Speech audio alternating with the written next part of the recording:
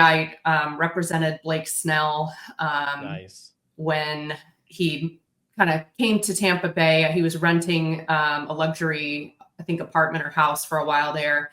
And Ryan Denlinger, who was a manager for the Rays that I had worked with, he and his wife on a purchase prior, called me up one day and said, I have a referral for you. It's Blake Snell. And I'm honestly not a huge baseball person, but the name rung a bell. And I was like, quick Google, and realized, okay, this guy's got a 50-something million contract at the time. And wanted to go look at properties. Yeah. Getting a contract that big, I can only imagine what his criteria was to purchase something, or was it more in the terms like more modest, would you say, considering his I think contract? it was modest because his main home was in Seattle, but he wanted obviously something comfortable here. He wanted to be on the water. And, I always try to get to know my clients a little bit, find something to bond with them on. And he was maybe a little bit tricky to get to know because he's so focused on baseball. And I was asking him, like, what are you into? And he was like, I don't drink, I don't party, I do baseball, I play video games, and I fish. And I was like, okay. But yeah, we did find him a really nice property on open water. So I represented him on the purchase. And then when he got traded a couple of years later, I represented him on the sale. Now, you said open water. Where, like, what neighborhood is that? He ended up buying in Shore Acres, which is actually where I ended up moving to. It was a great place that kind of looked out to open water and a little bit of a Weeden Island preserve. So really good, jet skiing through there, fishing. There's a sandbar that he could see from his house. So it's pretty cool. Yeah. Well, so two things I already heard from some things you told me. One, you were the short sale queen. So in real estate, it's all about, or in growing in a career, I think it's all about opportunity. And that's an opportunity you took, even though it was a terrible situation considering 2008, 9, 7. And then the other thing was that you're relationship based, because that's how you got a heavy hitter like Blake Snell. Yeah. So I'm sure you're always looking for these opportunities to take advantage of and make it to your benefit so you can help clients. But tell me a little bit more about getting a high profile client like a Blake Snell. You said you kind of learned a little bit about him. He liked fishing, video games, things like that.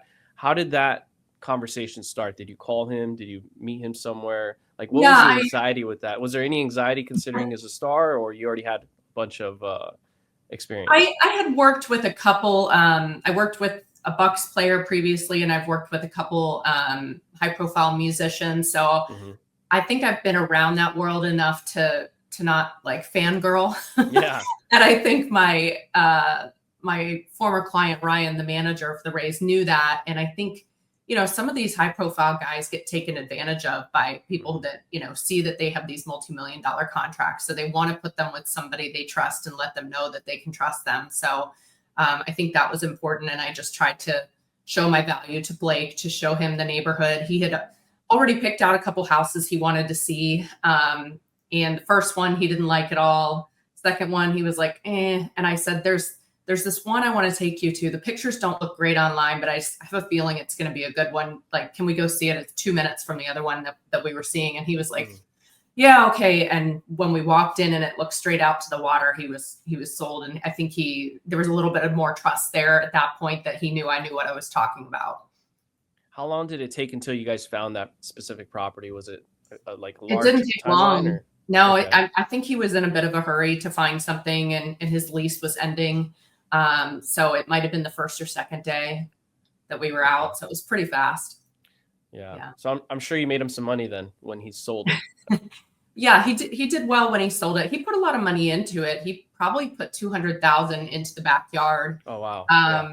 And I'll give you some photos that you can use, but he, his whole video game thing, his persona is Snell Zilla. And he emblazoned Zilla in mosaic tiles in the pool. No way. So that was like an interesting selling thing when we had to sell it. I was thinking, well, is somebody going to want to keep this? Or are they going to want to have the whole pool like retiled because it says Zilla in it. And the people that ended up buying it kept it. They thought it was pretty cool. They did keep it. Okay. Yeah. That is cool. So were you able to tell like people that when you listed it as a listing agent, you're there to promote it and get the highest Mhm. price? Were you able to tell people that he owned it, or how did that go about? Yeah, I talked to him about that. Obviously, when he bought it, I couldn't tell anybody that I represented him because you don't Mhm. want fans showing up at his doorstep and things like that. So we kept it completely anonymous at that point.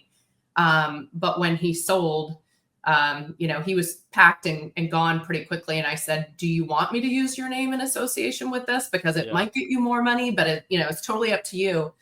And he was like, "Yeah, I don't care. I'm going to be gone. Go for it." And I mean, it's hard not to when you have Zilla emblazoned in the pool, Yeah. right? So, Right. Right. That's um, so funny. so yeah, we did use his name in association with marketing that, and I think that helped.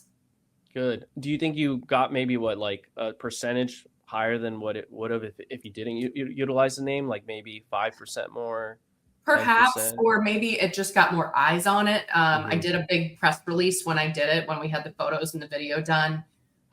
So I think it just got a lot more exposure because people are clicking on it to see Right. Snell's house.